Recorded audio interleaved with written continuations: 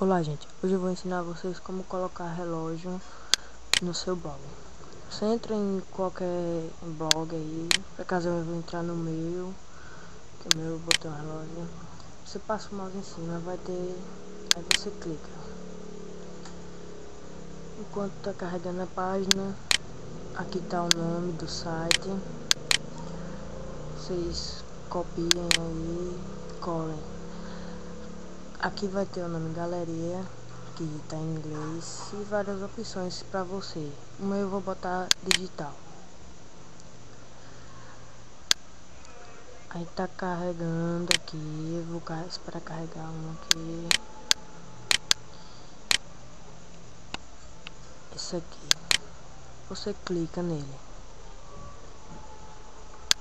Você vai clicar aqui embaixo.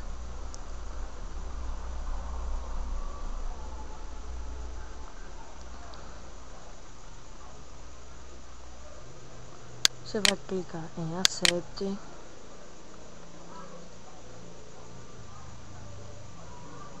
E aqui vou ter a cor que você quiser.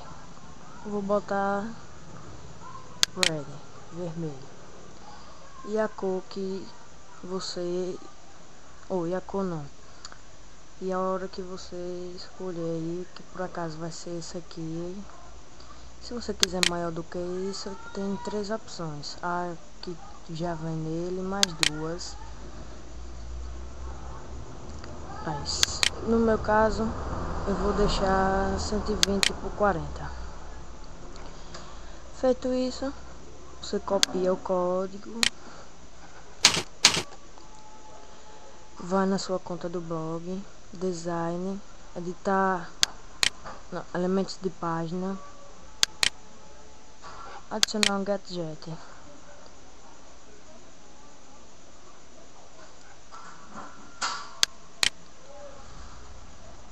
E aqui você vai adicionar o gadget HTML e JavaScript.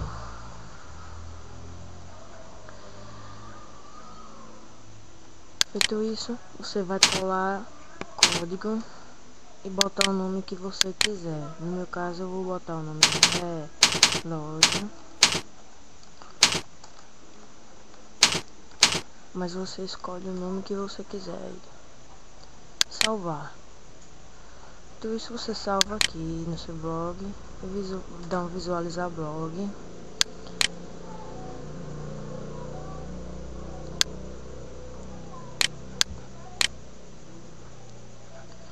Então tá aqui o relógio. Bom, é isso pessoal. Desculpa aí qualquer erro. Até a próxima videoaula.